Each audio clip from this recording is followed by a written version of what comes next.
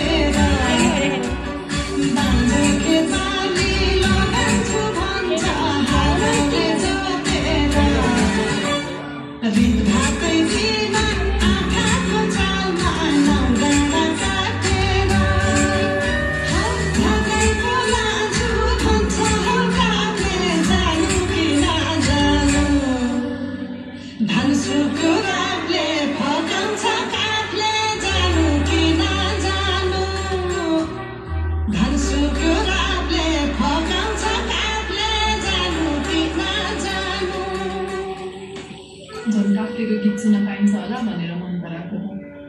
गल्तीको भरे कि क्या गाउँदै गाउँदै